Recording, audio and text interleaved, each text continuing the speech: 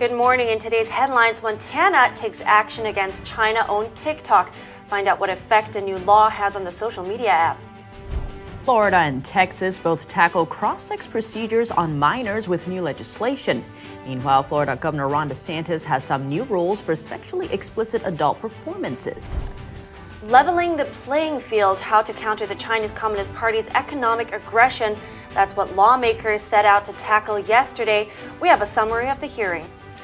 President Biden is in Japan for the first of his 4-day trip in the region. But could shortening his trip be a win for China? We take a look. And are you a workaholic? We hear from a relationships coach on how to strike the perfect work-life balance.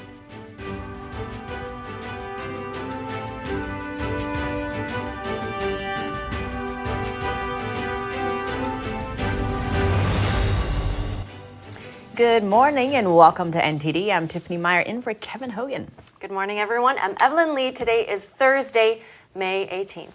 And be sure to stay till the end for some new footage of the Titanic. And I'm curious about that work-life balance segment. I think we need that. You and me both, yeah.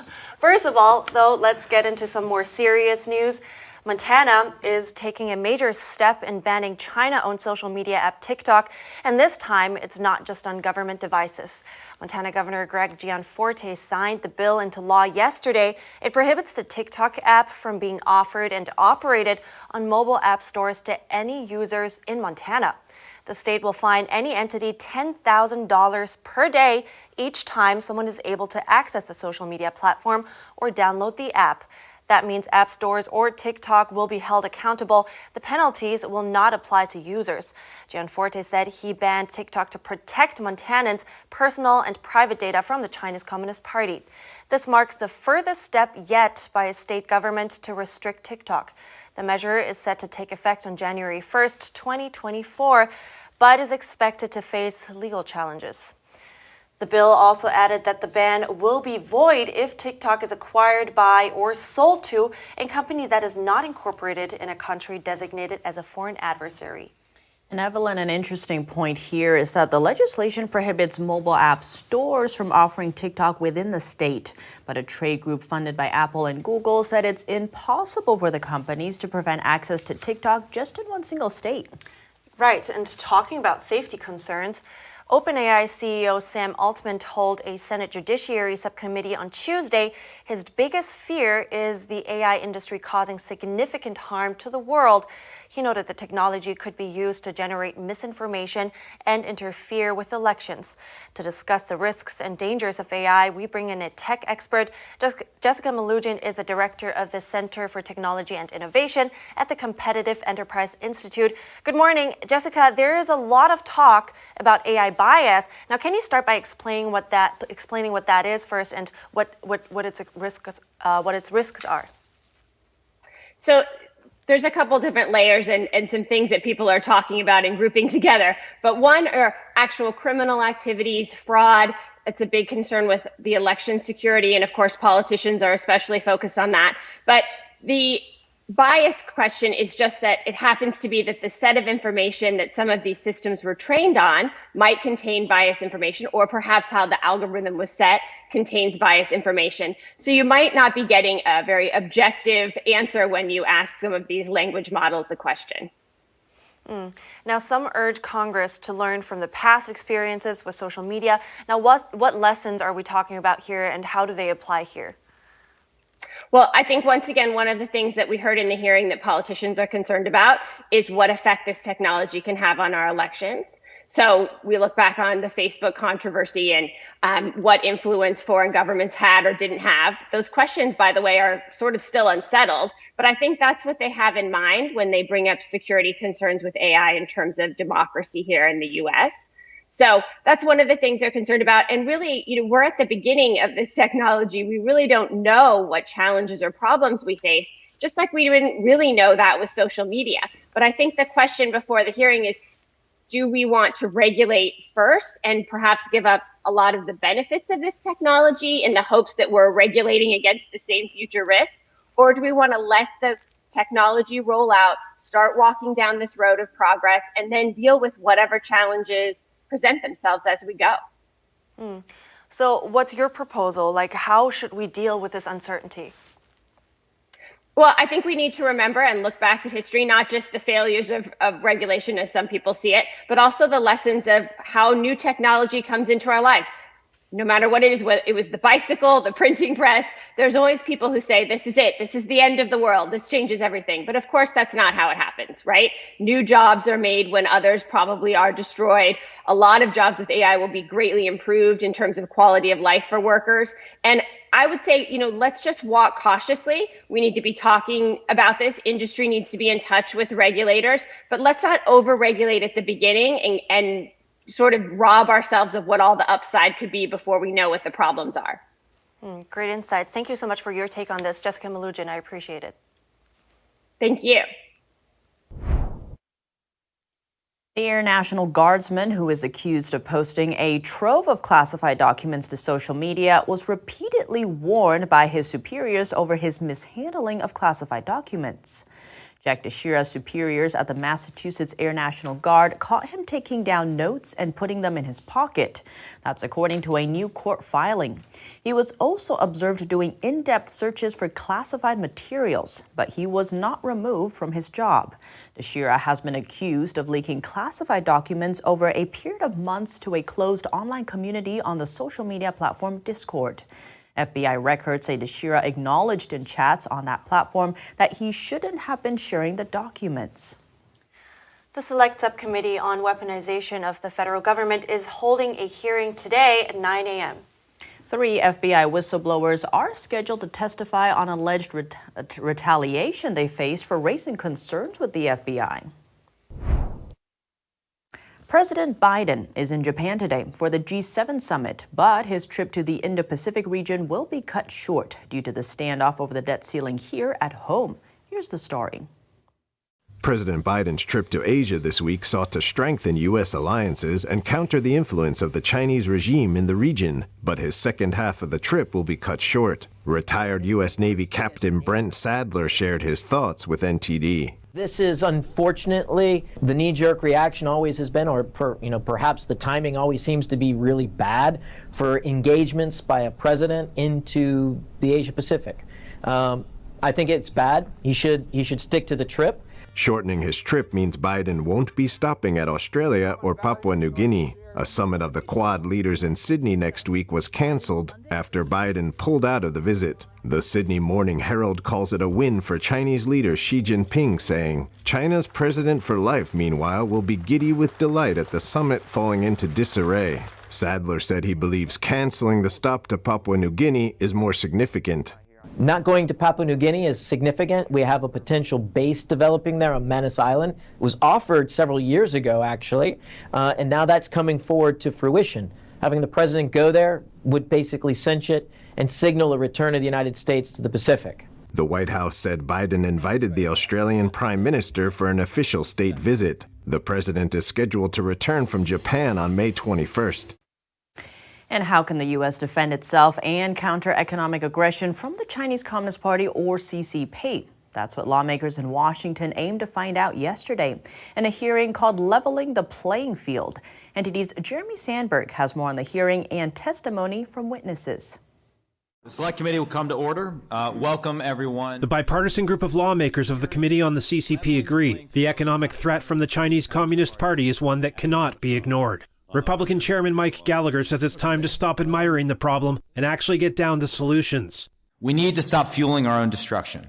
This means we shouldn't fund PLA modernization, we should protect our sensitive research and critical technologies, and not sacrifice national security for short-term profits. Gallagher says it's time to take off the golden blindfolds and open our eyes to the risks in China.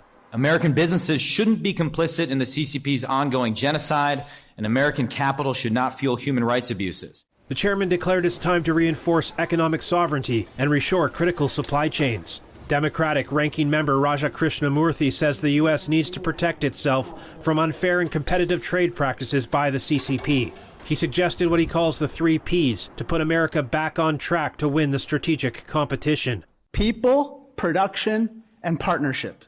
3 witnesses testified. They gave a long list of examples of how the CCP has been waging economic warfare on the U.S. for decades. Ambassador Robert Lighthizer. They reduce their cost of manufacturing by taking advantage of very low environmental standards. They target U.S. businesses and are trying to monopolize the supply of critical minerals in the world. In short, if this is not economic war, what is? Roger Robinson, former Reagan national security official, took aim at Wall Street and U.S. regulators, describing what he called arguably the largest strategic financial scandal in modern history. He says roughly 5,000 publicly traded CCP-controlled companies, many involved in egregious human rights and national security abuses, have been allowed to enter retirement and investment fund portfolios with little to no screening for decades. There are well over 100 million Americans holding the stocks and bonds of U.S.-sanctioned and other Chinese corporate bad actors. Do we really believe that the American people would have wanted to be holding unwittingly the stocks and bonds of Soviet companies or those supporting Nazi Germany? Robinson says CCP enterprises should be delisted and deregistered from U.S. exchanges, and Congress must take action to make it happen. Committee members are traveling to the UK Thursday to coordinate with British officials to more effectively counter China's communist regime. Jeremy Sandberg, NTD News. Coming up, Riley Gaines was on Capitol Hill this week. She testified that the NCAA had a controversial solution for accommodating transgender swimmers in a locker room. And the House of Representatives votes to refer the expulsion of Congressman George Santos to the Ethics Committee. Some tense moments followed on the steps of the Capitol. That and more after the break.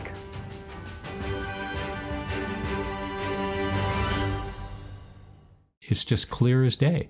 The media, whether it's broadcast, cable, or print media, has become extremely biased. And I started looking online for alternative ways to get information. And I saw an ad for a free trial. And I looked at it and I said, Epoch Times. I mean, come on, this is end of days type of stuff. I mean, what are they going to be talking about here? And I said, well, it's a free trial. Let me dig in. Is it giving me both sides? Is it giving me an objective point of view here? I have looked for opportunities to see where they might be biased, and I don't find it. It has given me a level of trust in media that I didn't think I'd ever get back. I love the Epoch Times because it has renewed my faith in the idea that a reliable, responsible, non-biased source of information is available. And I can say that I love it because of that.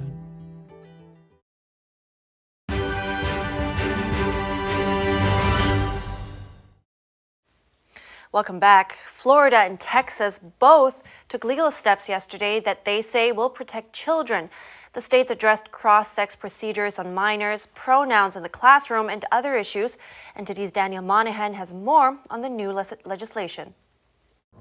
Florida Governor Ron DeSantis signed a package of bills called Let Kids Be Kids. The first bill prohibits cross-sex procedures and puberty blockers for children. It also allows people to sue for damages if they were injured or killed after such procedures, or after receiving puberty blockers or other related drugs as minors. You have a movement amongst, I would say, rogue elements of the medical establishment to do things that is basically the mutilation of minors.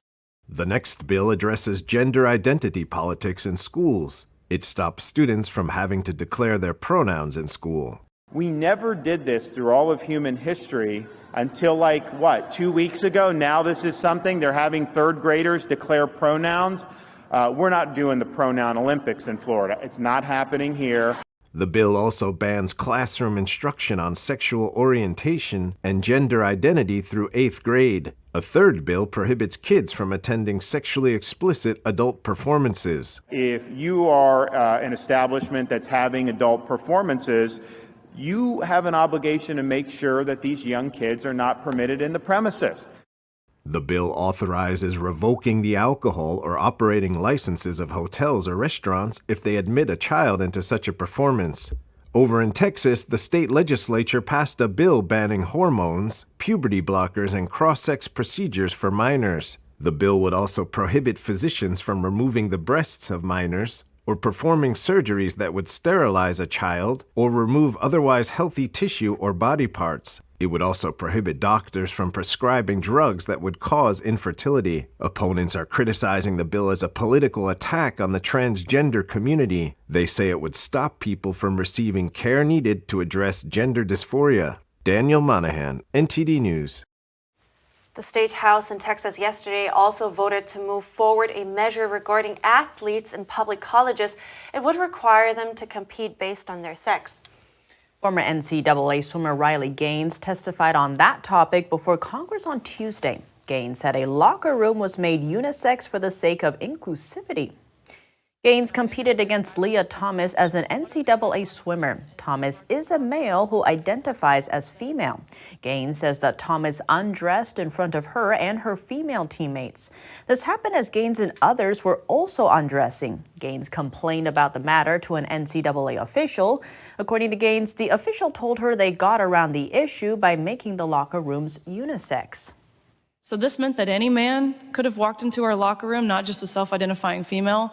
Any man, any coach, any parent, any official, any man who wanted to would have had full access to, and bare minimum, we weren't forewarned. Gaines says Leah Thomas's teammates from the University of Pennsylvania sent an email to their administration to express their discomfort. She said they responded by offering them counseling resources to deal with their discomfort of seeing male genitalia. NTD reached out to the university, and we will get back to you with any updates.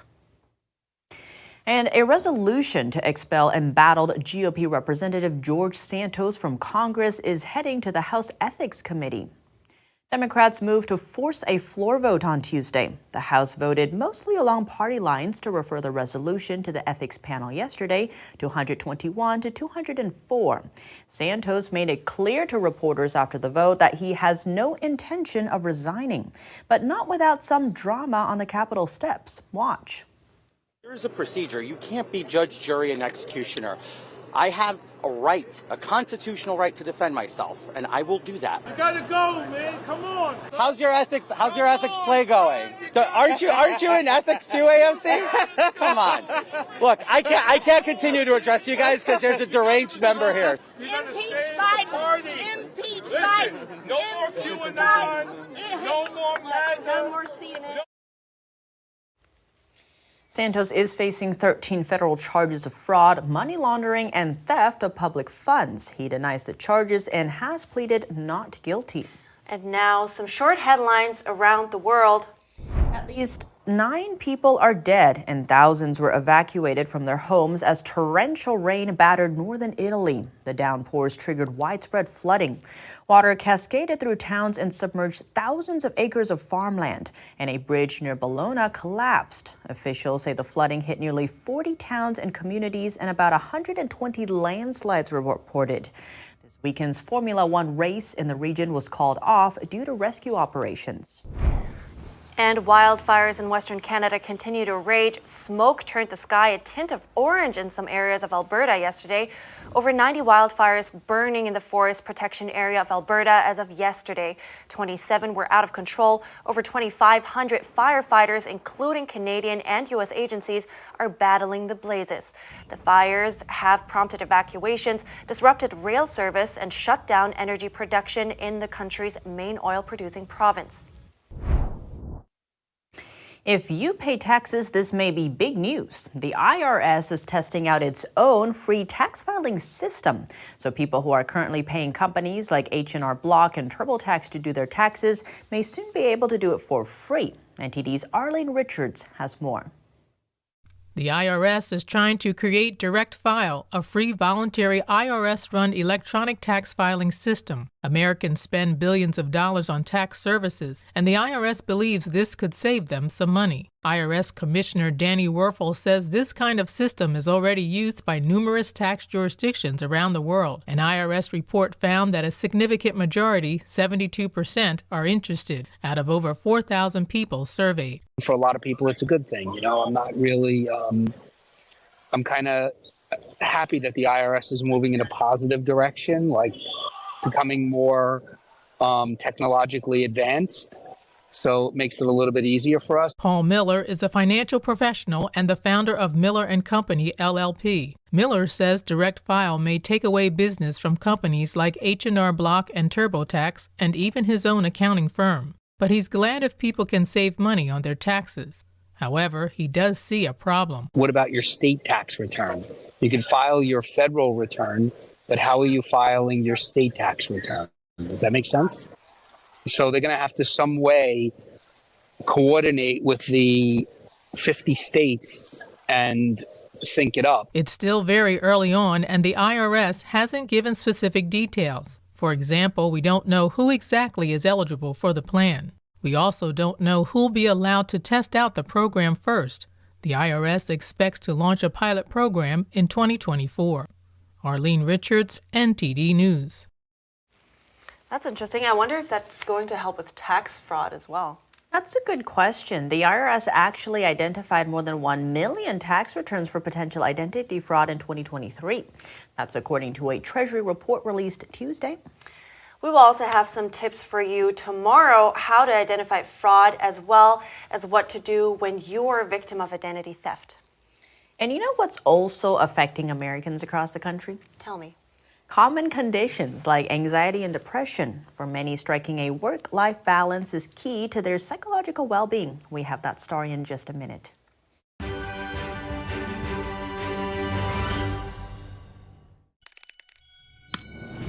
The streaming platform from Shenyun, featuring world-class dance, past programs, and all original music.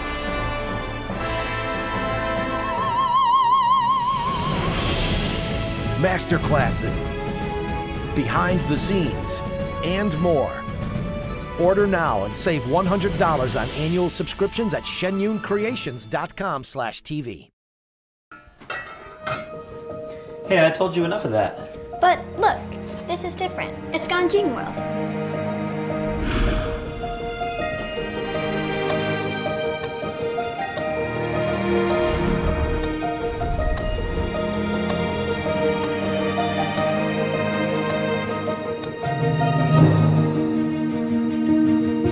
Ganjin World. Family-friendly entertainment.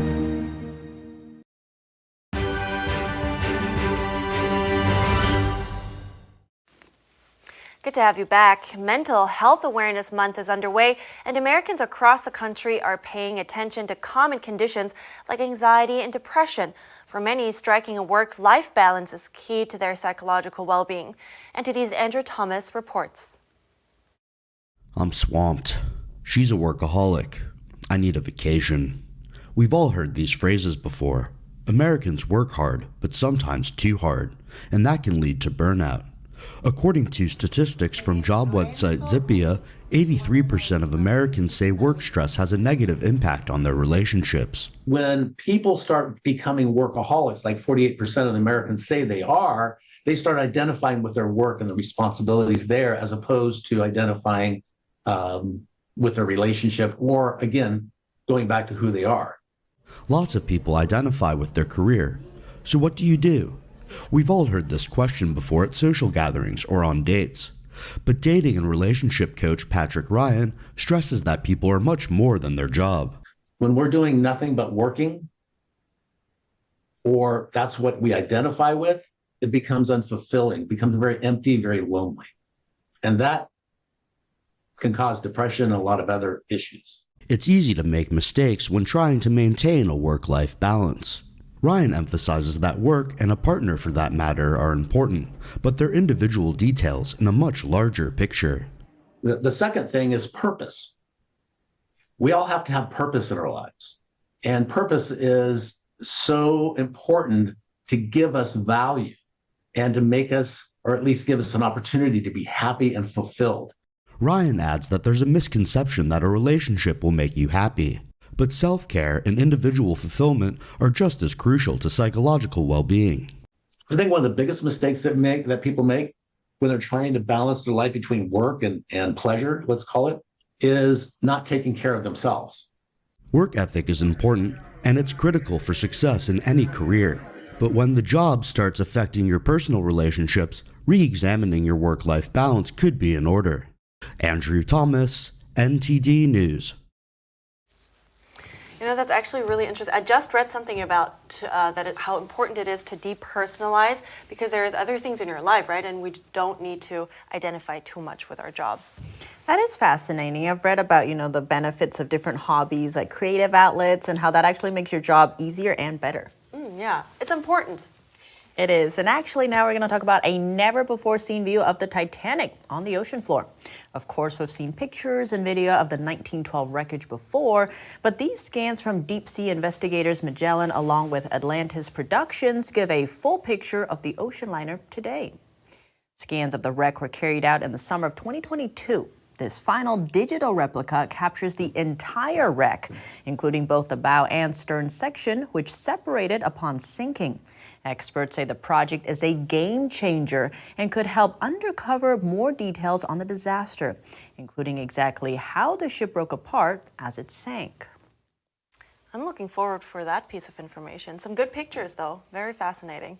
Indeed, I think it used this 3D scanning technology to show the whole rendition instead of just bits and pieces because it's so huge. Technology. All right. That's all for today's program. We'd love to hear from you. As usual, write us at goodmorning@ntd.com if you have anything that you would like to share with us. Thanks for watching. I'm Evelyn Lee. And I'm Tiffany Meyer.